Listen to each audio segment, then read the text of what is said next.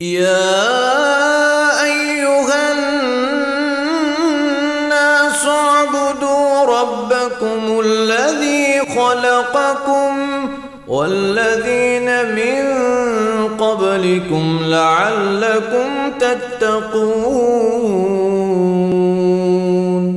بسم اللہ، اعوذ باللہ السمیع العلیم من الشیطان الرجیم من ہمزہ ونفخہ ونفثہ. قوله تبارک وتعالی انطلقوا الی ما کنتم به تکذبون.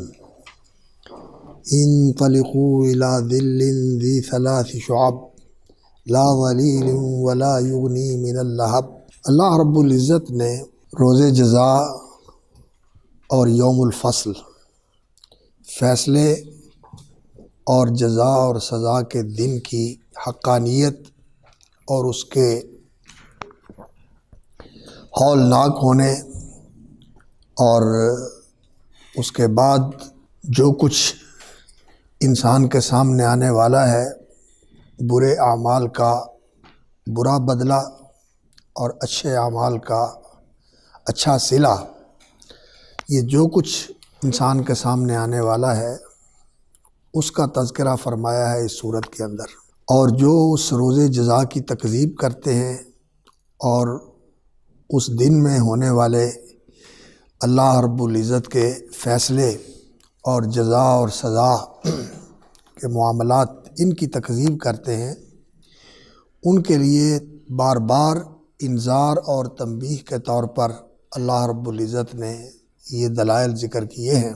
کچھ تو ایسے دلائل ہیں جو آفاقی ہیں، یعنی اس کائنات کے اندر پھیلے ہوئے ہیں، جیسا کہ یہ قسم کی آیات ہیں جن میں اللہ رب العزت نے قسم کھائی ہے. اور قسم یا آیات جو ہوتی ہیں ان کے اندر دلالت اور شہادت ہوتی ہے مقسم علیہ کے اوپر. دنیا کے اندر اللہ رب العزت کی گرفت آ جاتی ہے. جو لوگ اللہ کے دین کی تکذیب کرتے ہیں، پہلی تاریخیں ساری اس بات پر گواہی دیتی ہیں. جو بستیاں عرب کے قرب و جوار میں تھیں اور آبادیاں ان کے اڑوس پڑوس میں تھیں، وہ دنیا کے اندر عذاب میں مبتلا ہوئیں. اور دنیا کا عذاب یہ آخرت کے عذاب کی تمہید ہے اور اس کی دلیل ہے کہ دنیا میں آیا ہے تو آخرت میں تو پھر بہت وسیع پیمانے پر آئے گا. کیونکہ دنیا میں انسان کو اعوذ باللہ من الشیطان الرجیم، دنیا میں سارے انسانوں کو سزا نہیں ملتی اور پوری سزا بھی نہیں ملتی. اس لیے پوری سزا وہ تو آخرت میں ملے گی اور سب کو ملے گی جو بھی مجرم ہے. تو اس لیے دنیا کا عذاب آخرت کے عذاب کی تمہید بھی ہے اور یہ اس کی دلیل بھی ہے. اور یہ جو انسان سمجھتا ہے کہ اتنی محکم کائنات اور اس کی یہ چیزیں جو ہزاروں سال سے اس طرح قائم دائم ہیں، تو یہ ان میں ٹوٹ پھوٹ کیسے ہوگی اور یہ کس طرح تعطل کا شکار ہوں گے؟ تو اللہ رب العزت نے یہ فرمایا کہ یہ سب کچھ درہم برہم ہو جائے گا اور یہ کائنات بکھر جائے گی. اور اس کا بکھرنا اور اس کا درہم برہم ہونا یہ ایک مقرر وقت تک مؤخر کیا گیا ہے. اور جب وہ وقت آئے گا تو جیسا کہ دوسری جگہوں پر اللہ تعالیٰ نے اس کی تفصیلات بیان فرمائی ہے، خاص طور پر جو آگے صورتیں آ رہی ہیں، سورۃ التکویر، سورۃ الانفطار، سورۃ الانشقاق اور سورۃ الزلزال، یہ اور اس طرح کی صورتیں پیچھے بھی گزر چکی ہیں، جیسے سورۃ الواقعہ اور اسی طرح کی اور بھی صورتیں اور آیات موجود ہیں کہ وَتَرَى الْجِبَالَ تَحْسَبُهَا جَامِدَةً وَهِيَ تَمُرُّ مَرَّ السَّحَابِ اور وَيَسْأَلُونَكَ عَنِ الْجِبَالِ فَقُلْ يَنسِفُهَا رَبِّي نَسْفًا فَيَذَرُهَا قَاعًا صَفْصَفًا لَا تَرَىٰ فِيهَا عِوَجًا وَلَا أَمْتًا. سب کچھ اللہ رب العزت درہم برہم کر دے گا. اور یہ آفاقی دلائل ذکر کرنے کے بعد پھر اللہ رب العزت نے انفسی یعنی وفی انفسکم افلا تبصرون، بعض چیزیں ایسی ہیں جو اللہ کی ربوبیت اور اللہ رب العزت کی الوہیت کے دلائل ہیں انسان کی اپنی ذات کے اندر. تو اللہ تعالیٰ نے ان کا ذکر فرمایا، جیسا کہ الم نخلقکم من ماء مہین۔ یہ جو انسان کے لیے اللہ رب العزت کی ربوبیت ہے، رب کا معنی کیا ہوتا ہے؟ پالنے والا۔ اصل اس کا معنی جو ہوتا ہے نا وہ یہ ہوتا ہے کہ کسی چیز کی اصلاح اور تکمیل کرنا، اس کو ٹھیک کرنا اور اس کو ایسا کامل اور ایسا اس کو نفع بخش اور کارآمد بنا دینا کہ وہ جس مقصد کے لیے اسے تیار کیا جا رہا ہے وہ اس مقصد کو پورا کرنے والا بن جائے۔ اس کو ہم تربیت کہتے ہیں،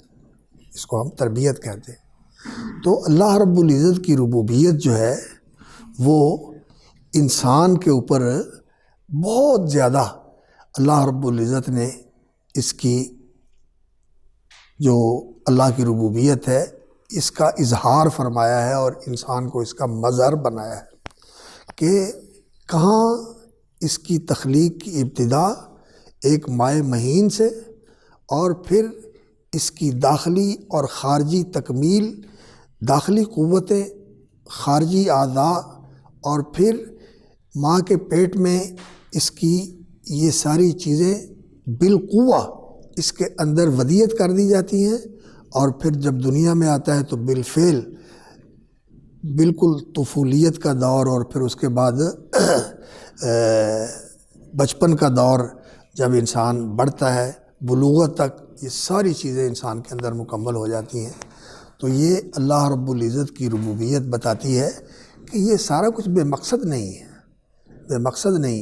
ایسا نہیں ہے کہ اللہ رب العزت نے اتنا اہتمام کیا ہو اور اس سے کوئی مقصد نہ ہو، مقصد ہے۔ وہ کیا ہے؟ وہ پیچھے بھی ذکر ہوا اور بھی جگہوں پر اللہ رب العزت نے بیان فرمایا، افحسبتم انما خلقناکم عبثا، اور ایحسب الانسان ان یترک سدی لو اردنا ان نتخذ لہوا لاتخذناہ من لدنا ان کنا فاعلین۔ یہ اللہ رب العزت نے کھیل تماشا نہیں بنایا، اس کا مقصد کیا ہے؟ وہ یہی ہے کہ جو من یعمل من الصالحات وهو مؤمن فلا کفران لسعیہ وانا لہ کاتبون، اور جو برا کرے گا من عمل سوءا فلا یجزی الا مثلہ، اور من یعمل من الصالحات، اور جو الذین احسنوا الحسنى، اور ثم کان عاقبۃ الذین اساءوا السوء، جو برا کرتے ہیں ان کا برا انجام ہوتا ہے اور جو اچھا کرتے ہیں ان کا اچھا انجام ہوتا ہے۔ تو اچھا انجام اور برا انجام انسان اس کی تکذیب کرتا ہے، انسان کہتا ہے نہیں بس جہاں جو مرضی کرے بس ایسے ہی ہوتا رہتا ہے۔ ایسی بات نہیں ہے، بلکہ جو اچھا کرے گا اس کو اچھا صلہ ملے گا، اور جو برا کرے گا اس کو برا انجام دیکھنا پڑے گا۔ اور دوسری چیز یہ ہے کہ جو اللہ رب العزت نے یہاں بتائی کہ وہ یہ کہتے تھے کہ اذا کنا عظاما ورفاتا انا لمبعوثون خلقا جدیدا، جب ہم ہڈیاں ہو جائیں گے اور ہڈیاں بھی مٹی ہو جائیں گی اور مٹی بھی بکھر جائے گی اور بالکل ہر چیز اس طرح زمین کے اندر زمین ہو جائے گی تو پھر انسان کیسے بنے گا؟ تو اللہ رب العزت نے یہ انسان کی تخلیق کا ذکر فرما کر یہ بتایا کہ انسان کو اللہ رب العزت نے مٹی سے تو پیدا کیا ہے۔ یہ نطفہ کیا ہوتا ہے؟ اس مٹی سے پیدا ہونے والا ہے، انسان ہے، انسان غذا لیتا ہے اور اس غذا سے کچھ خون بن جاتا ہے، اس غذا سے کچھ فضلہ بن جاتا ہے اور اس غذا سے کچھ مادہ حیات بن جاتا ہے۔ تو اللہ رب العزت نے مٹی سے سارا کچھ یہ بنایا ہے، تو اسی مٹی کے اندر وہ بیج دفن ہو جاتا ہے۔ اور حدیث میں آتا ہے کہ عجب الذنب، وہ جو انسان کی ریڑھ کی ہڈی کا آخری حصہ ہے، دمچی جو انسان کی، وہ ختم نہیں ہوتی، وہ زمین کے اندر رہتی ہے اور اسی بیج سے اللہ رب العزت پھر انسان کو پیدا کر دے گا۔ جیسے زمین کے اندر بیج ہوتا ہے، آپ کھولیں تو مٹی میں بیج نظر نہیں آئے گا، لیکن جب پانی پڑتا ہے تو وہیں سے گھاس نکل آتا ہے، وہیں سے پودے نکل آتے ہیں، بیج موجود ہوتا ہے۔ تو اسی طرح اللہ رب العزت بارش برسائیں گے اور زمین سے انسان اگیں گے، اللہ اکبر، انسان زمین سے نکل آئیں گے سارے۔ تو زمین کے اوپر برسنے والی بارش کو اللہ رب العزت نے انسان کے دوبارہ زندہ کرنے اور اس کے زمین سے کھڑے ہو جانے کے لیے دلیل کے طور پر کئی جگہ پر ذکر کیا ہوا ہے۔ کیسے ہے؟ وَهُوَ الَّذِي يُرْسِلُ الرِّيَاحَ بُشْرًا بَيْنَ يَدَيْ رَحْمَتِهِ حَتَّى إِذَا قَلَّتْ سَحَابًا ثِقَالًا سُقْنَاهُ لِبَلَدٍ مَّيِّتٍ فَأَنزَلْنَا بِهِ الْمَاءَ فَأَخْرَجْنَا بِهِ مِن كُلِّ الثَّمَرَاتِ كَذَلِكَ نُخْرِجُ الْمَوْتَىٰ لَعَلَّكُمْ تَذَكَّرُونَ۔ یہ جو سارا کچھ ہے كَذَلِكَ نُخْرِجُ الْمَوْتَىٰ، تو یہ انفسی دلیل جو ہے اللہ رب العزت نے ذکر فرمائی ہے۔ اور پھر ایک تو یہ انسان کی تخلیق ہے، اور دوسرا انسان کے لیے جو اللہ رب العزت نے اس کائنات کو مسخر فرمایا ہے، یہ بھی اس کی ربوبیت کی دلیل ہے، یہ بھی اس کی ربوبیت کی دلیل ہے کہ وہ رب ہے، رب العالمین ہے۔ اور ذالکم اللہ ربکم لا الہ الا هو خالق کل شیء فاعبدوہ وہو علی کل شیء وکیل، جو اس کی ربوبیت ہے یہ اس کی الوہیت کی دلیل ہے۔ رب الناس، ملک الناس، الہ الناس، لوگوں کا رب ہے اور لوگوں کا بادشاہ ہے، کائنات کا فرما روا وہ ہے، بیدہ الملک اور بیدہ ملکوت کل شیء۔ تو جو ملک ہے، جو رب ہے، جو خالق مالک ہے، جو بادشاہ اور فرما روا ہے، وہی الہ ہے۔ تو اس کی الوہیت کی بھی یہ چیزیں دلیل بنتی ہیں۔ تو جب وہ الہ ہے، انسان کا معبود ہے، معلوہ ہے، انسان نے اس کی عبودیت کے اندر زندگی بسر کرنی ہے، تو جو عبودیت کے اندر زندگی بسر نہیں کرے گا تو وہ اس کا باغی ہے، وہ بغاوت کرنے والا ہے۔ ان الانسان لیطغی ان رآہ استغنی، یہ انسان کا سرکش ہونا اور انسان کا اللہ رب العزت کا نافرمان بن جانا، سرکش ہو جانا، یہ پھر انسان اس کی سزا پائے گا۔ تو اللہ رب العزت کی ربوبیت کی دلیل کے طور پر ہی یہ آیات بھی ہیں۔ الم نجعل الارض کفاتا احیاء و امواتا وجعلنا فیہا رواسیا شامخات واسقیناکم ماء فراتا ویل یومئذ للمکذبین۔ زمین کو اللہ رب العزت نے کفات بنایا ہے۔ کفات کفت یکفت، اس کا معنی ہوتا ہے اکٹھا کرنا، جمع کرنا۔ نہان کف الثوب و شاری بھی آتا ہے اور کفت الثوب بھی آتا ہے، کپڑے کو سمیٹ کے رکھنا اور بالوں کو سمیٹ کے رکھنا، گوندھ کے رکھنا، اس سے منع فرمایا ہے۔ کپڑے کو کھلا چھوڑ دینا چاہیے اور بالوں کو بھی کھلا چھوڑ دینا چاہیے، گوندھنا نہیں چاہیے۔ تو کفت کا معنی ہوتا ہے الضم والجمع، اکٹھا کرنا اور سمیٹ لینا۔ تو زمین جو ہے یہ سمیٹنے والی ہے، اکٹھا کرنے والی ہے۔ احیاء و امواتا، زندہ بھی سارے زمین کے اوپر ہیں، گھر بھی بناتے ہیں، جنگلوں میں بھی رہتے ہیں، صحراؤں میں بھی رہتے ہیں، پہاڑوں پر بھی رہتے ہیں، غاروں میں بھی رہتے ہیں، گھروں میں بھی رہتے ہیں، زیر زمین بھی رہتے ہیں، تہ خانے بنا کے بھی رہتے ہیں، اور اوپر اونچی اونچی بلڈنگیں بنا کے بھی رہتے ہیں۔ زندوں کو بھی سمیٹے ہوئے ہیں اور مردوں کو بھی سمیٹے ہوئے ہیں۔ جتنے بھی مرتے ہیں آخر جاتے کہاں ہیں؟ زمین میں۔ جل بھی جائے تو کہاں جاتا ہے؟ اور راکھ بھی اس کی زمین میں ہی جائے گی، اور جو پانی اور سمندروں میں ڈال دیتے ہیں وہ بھی زمین میں ہی جاتے ہیں۔ نیچے پانی ہے، پانی کے نیچے بھی زمین ہے، ہر جگہ زمین ہے۔ تو زمین کے اندر ہی ساری چیزیں جاتی ہیں۔ وجعلنا فیہا رواسیا شامخات واسقیناکم ماء فراتا، اور ہم نے اس میں رواسیا، راسیت ان کی جمع رواسی ہے۔ رسا کا معنی ہوتا ہے کسی چیز کا نیچے اتر جانا، رسا الشیء رسوبا، کسی چیز کا نیچے اتر جانا۔ تو جبال راسیات، یعنی وہ پہاڑ جو نیچے اترے ہوئے ہیں، اور اس کے ساتھ جو ہیں وہ اوپر بھی بہت بلندیوں تک پہنچے ہوئے ہیں، بہت بلندی تک پہنچے ہوئے ہیں۔ اللہ اکبر، اللہ اکبر۔ پہاڑ جو ہیں ان کی بلندیاں بہت زیادہ ہیں، اور جو ان کی جڑیں ہیں نیچے، رسوب، ان کا نیچے ثوابت ہونا۔ اور کسی جگہ اللہ رب العزت نے ان کو اوتاد بنایا ہے، بتایا ہے، بیخیں ہیں جو زمین کے اندر گاڑ دی گئی ہیں اس زمین کے توازن کو برقرار رکھنے کے لیے۔ زمین حرکت بھی کرتی ہے، اور اس کی محوری حرکت بھی ہے اور دائری حرکت بھی ہے، دونوں طرح کی حرکتیں موجود ہیں، لیکن پہاڑوں کے ساتھ اس کا توازن جو ہے نا، یہ اللہ رب العزت نے قائم کر دیا ہے۔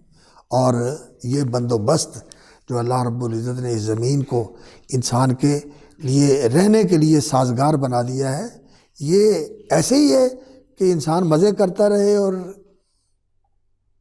اس سے پوچھا نہ جائے کہ تو نے زندگی کیسے گزاری ہے، فرما برداری کی گزاری ہے کہ نافرمانی کی گزاری ہے، ایسا نہیں ہو سکتا۔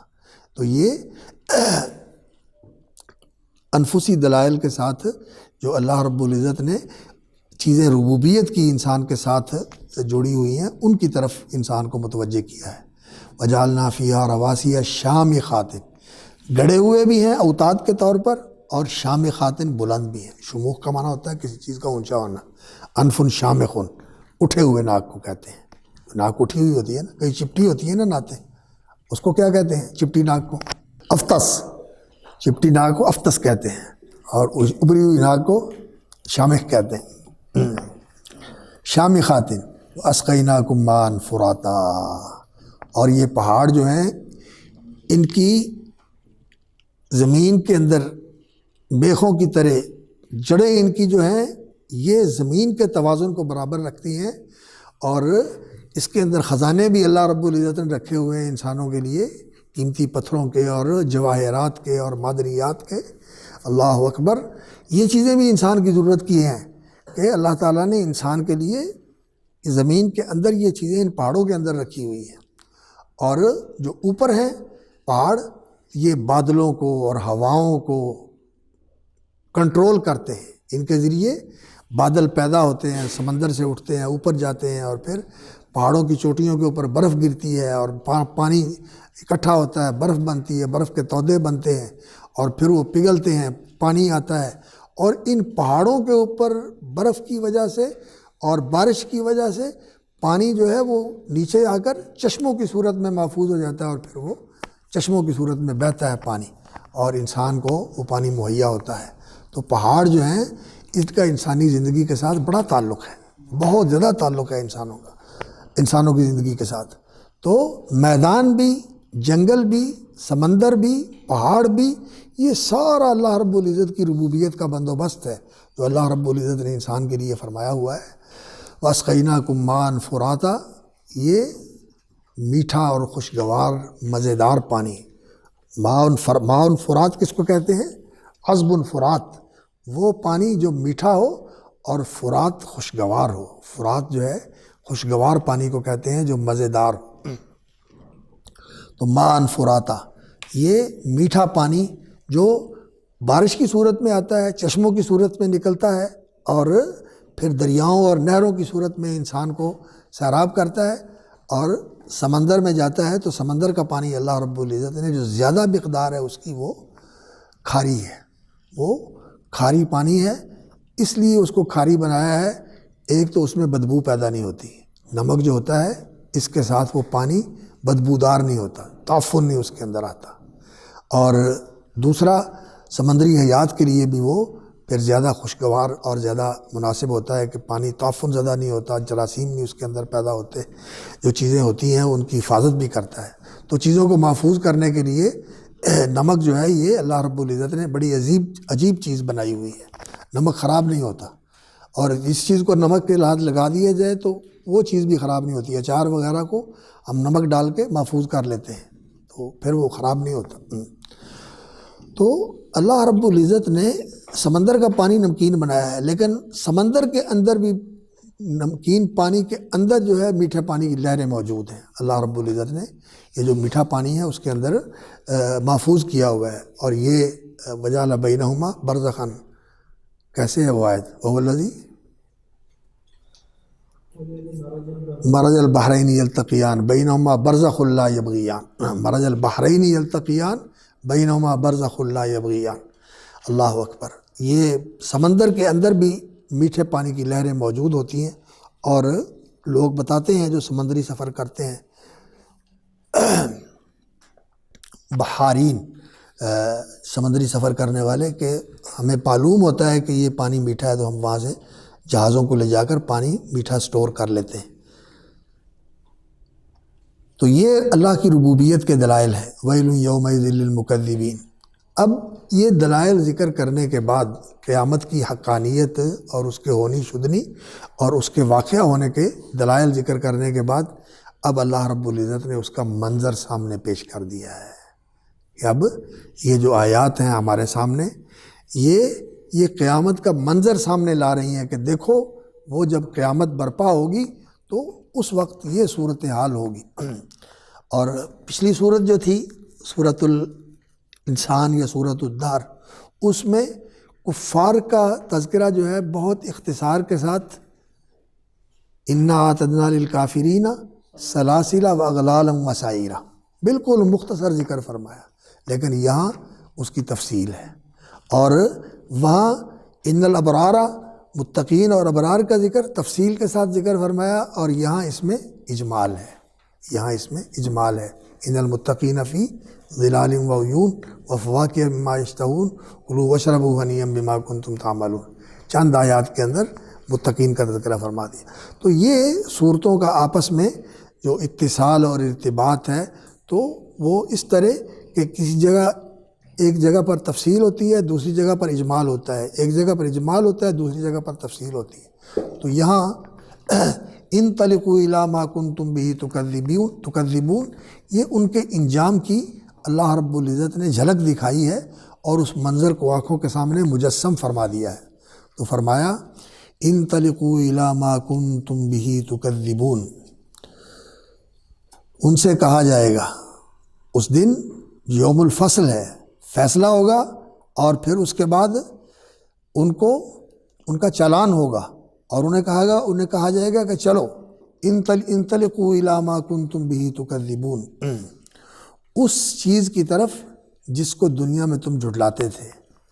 وہ دوزخ کے تذکرے جب ان کے سامنے کیے جاتے تھے تو وہ کہتے تھے کہ یہ ایسے ہی بس باتیں بنائی ہوئی ہیں۔ جنت کا ذکر کیا جاتا تھا تو بھی کہتے ہیں یہ ایسے کہانیاں ہی ہیں، لوگ آتے ہیں، نہ کوئی جنت ہے نہ کوئی دوزخ ہے، بس یہی دنیا سب کچھ ہے، اور اسی میں آدمی نے اپنی زندگی گزارنی ہے، اور جو آدمی یہاں کر سکتا ہے کر لے، اگلا جہان جو ہے اس کی باتیں بس ایسے افسانے ہی ہیں۔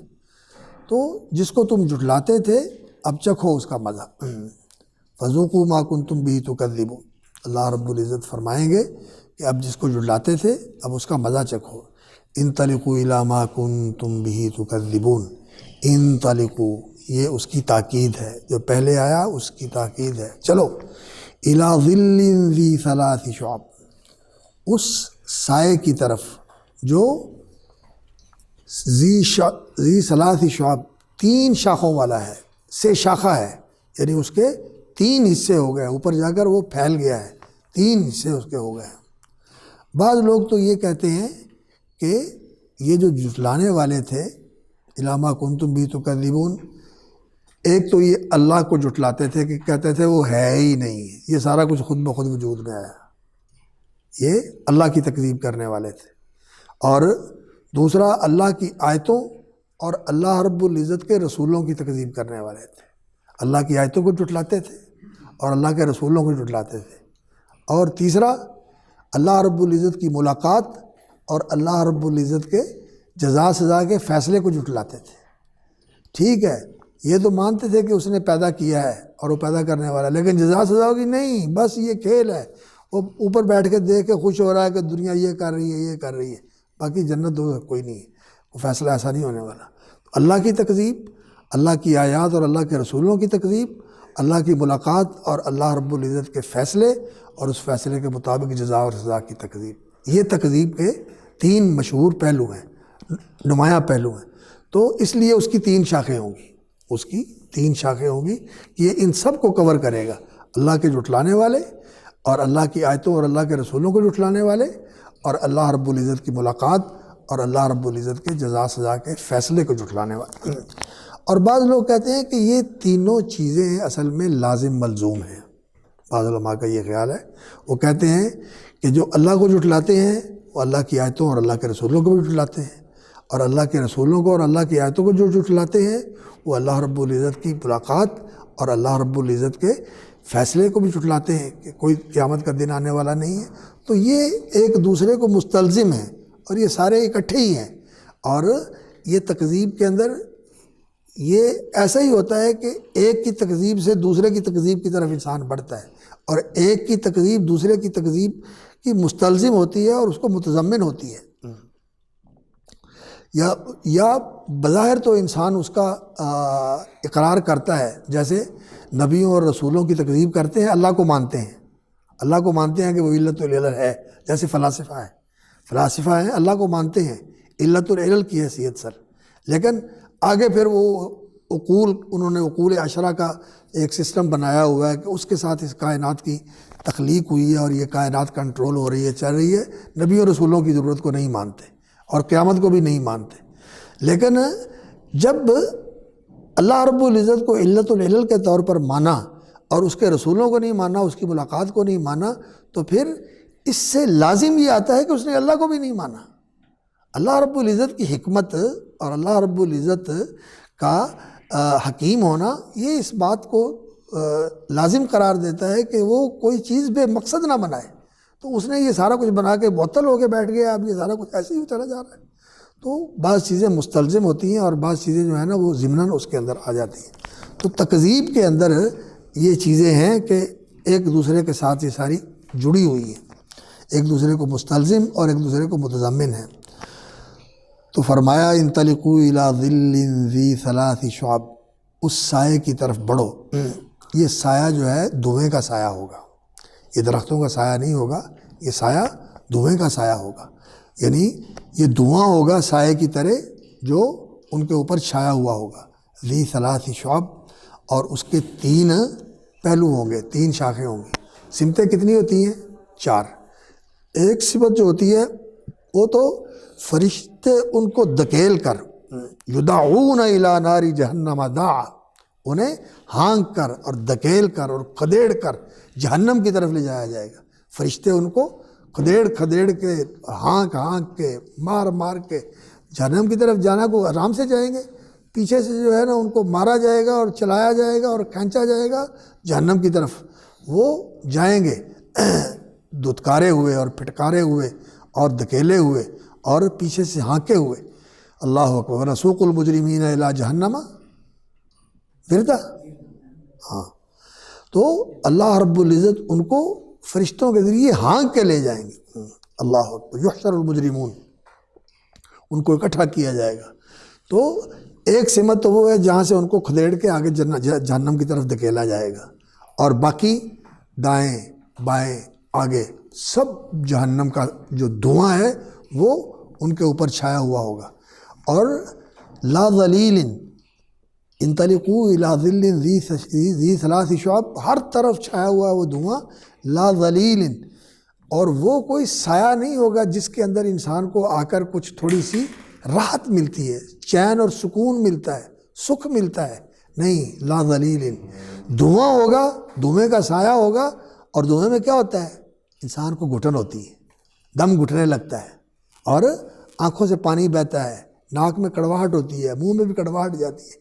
دھویں کے ساری چیزیں اس کے اندر ہوگی، اور اگر نہیں ہوگی تو وہ راحت نہیں ہوگی جو سائے سے انسان کو ملتی ہے۔ ظل ذی ثلاث شعب، پھیلا ہوا ہے، چھایا ہوا ہے ہر طرف، لا ظلیل، نہ ہی وہ ایسا ہے کہ جو ان کے لیے راحت اور سکھ چین کا باعث بنے کہ جیسے سائے میں آ کر انسان کو سکھ آ جاتا ہے، انسان کو حرارت سے نجات مل جاتی ہے۔ ولا یغنی من اللہاب، اور نہ ہی وہ شعلے سے کفایت کرنے والا ہے، یعنی شعلے کی حرارت بھی ان تک پہنچے گی۔ سایہ ہوتا ہے تو سورج کی گرمی نہیں نہ ہوتی، وہاں سورج کی گرمی کم ہو جاتی ہے، سائے کے اندر تھوڑی ہو جاتی ہے، بندہ سائے میں آ جاتا ہے، سورج کی حرارت کم ہو جاتی ہے، اس کی شعائیں براہ راست نہیں پڑتی، تو وہ سایہ ہوگا دھویں کا، اور دھویں کی وجہ سے انسان کو جو انقباض ہوتا ہے اور جو تکلیف ہوتی ہے، جو اذیت ہوتی ہے، وہ تو موجود ہوگی، اور جو اس کا فائدہ ہوتا ہے وہ اس کا حاصل نہیں ہوگا۔ ولا یغنی من اللہب، اور لہب جو ہے یہ شعلے کو کہتے ہیں اور آگ کے بھڑکنے کو کہتے ہیں۔ الہبہ یعنی یتشعب لعظمہ ثلاث شعب، وہ اپنی عظمت کی وجہ سے پھیل جائے گا 3 شاخوں میں، یعنی آگے دائیں بائیں ہر طرف پھیل جائے گا، اور اگر کوئی جگہ بچی ہوئی ہوگی تو وہی جدھر سے فرشتے ان کو کھدیڑ کے جہنم کی طرف لے کے جا رہے ہوں گے۔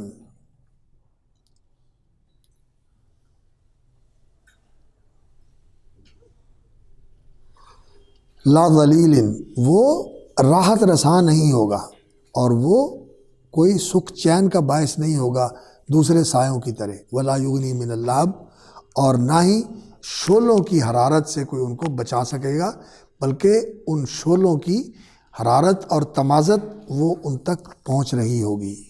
انہا ترمی بشرر کالقصر، تو دھوئیں سے کیا لازم آتا ہے؟ آگ۔ جہاں دھواں ہو تو پتہ چلتا ہے کہ وہاں آگ ہے، تو یہ دلالت کیا ہوتی ہے؟ التزامی، یہ دلالت التزامی ہوتی ہے کہ دھواں نظر آ رہا ہے تو اس کا مطلب ہے وہاں آگ ہے۔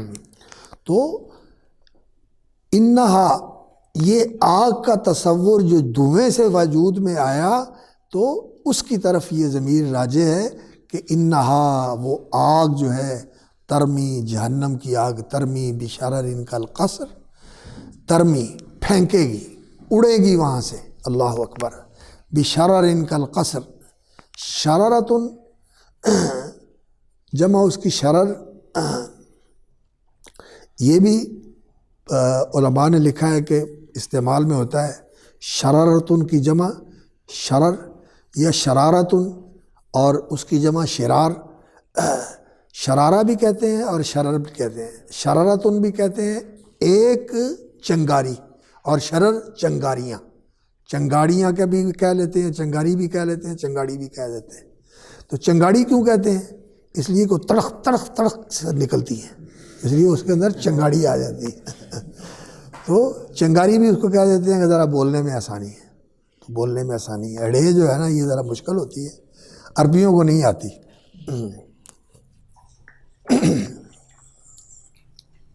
انگریزی میں بھی میرا خیال ہے رے ہی بولتے ہیں، آر ہی لکھی ہوتی ہے انہوں نے ہر جگہ، وہ اڑے جو ہے نا یہ وہاں انگریزی میں بھی نہیں ہے۔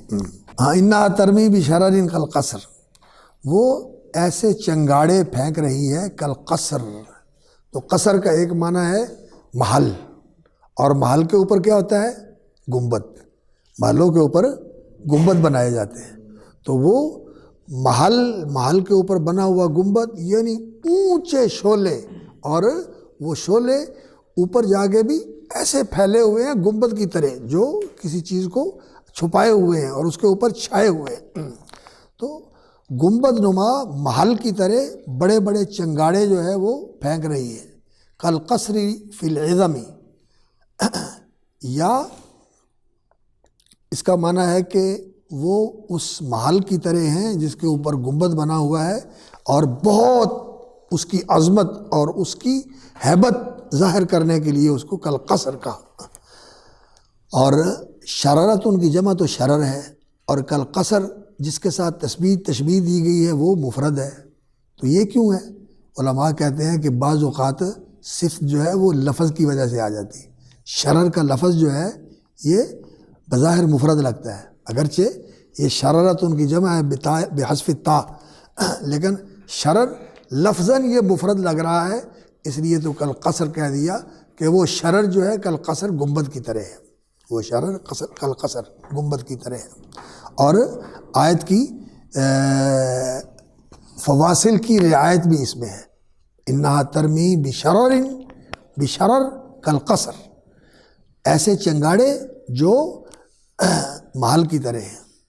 یا پھر اس کا معنی یہ بھی کیا ہے بعض علماء نے، وہ کہتے ہیں کہ قصرتن شجرتن غلیظتن، ایسا درخت جو موٹے تنے والا ہو، یعنی وہ چنگاڑے ایسے ہوں گے جیسے درخت کی تنے کا کوئی بہت بڑا حصہ جو ہے وہ جلتا ہوا کوئلے کی طرح اور انگارے کی طرح اٹھ کے اوپر آ جائے، اور جس پہ پڑے اس کو بھی جلا دے اور اس کو نقصان بھی پہنچائے۔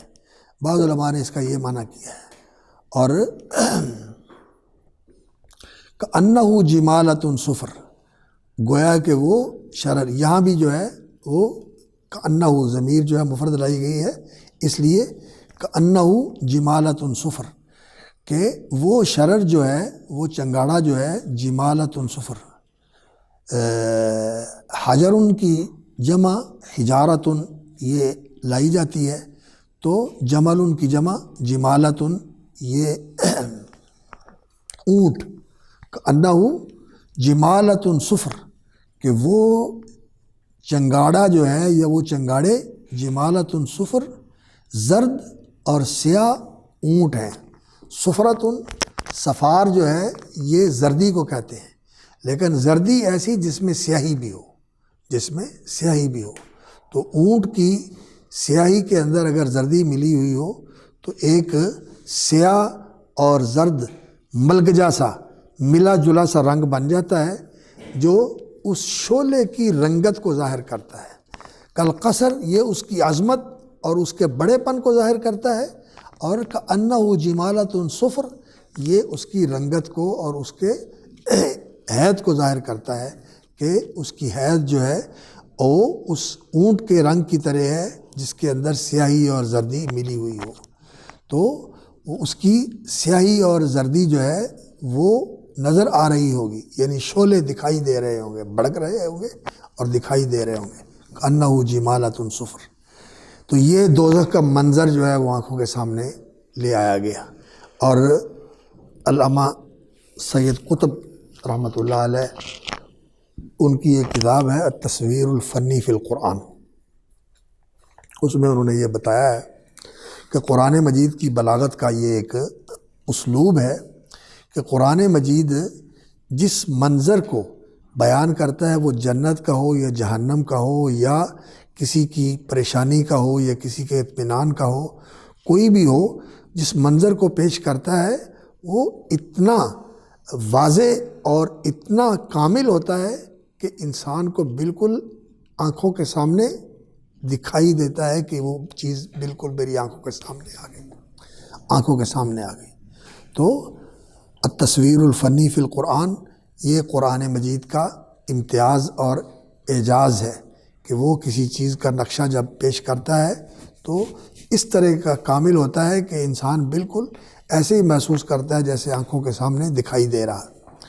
وَيْلٌ يَوْمَئِذٍ لِّلْمُكَذِّبِينَ، اور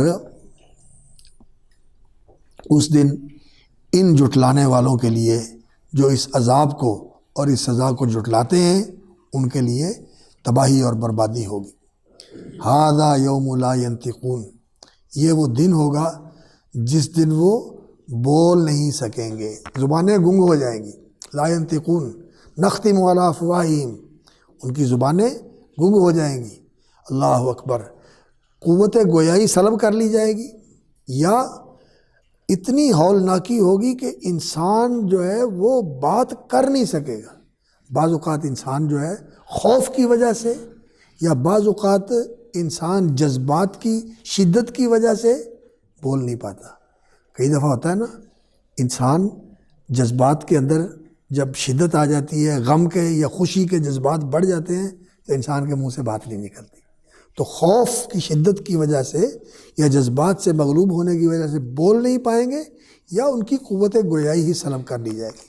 ھذا یوم لا ینطقون، اللہ اکبر، یہ وہ دن ہے کہ ان کی یہ دنیا کے اندر بڑی طلاقت لسانی اور یہ کینچی کی طرح چلتی اور کترتی زبانیں جو ہیں یہ بند ہو جائیں گی، بولتی بند ہو جائے گی انسان. اللہ اکبر، ھذا یوم لا ینطقون. اور جب انسان کے اوپر ہیبت اور ہولناکی طاری ہو اور وہ بات بھی نہ کر سکے، منہ سے کچھ اظہار بھی نہ کر سکے، تو یہ شدت اور زیادہ ہو جاتی ہے.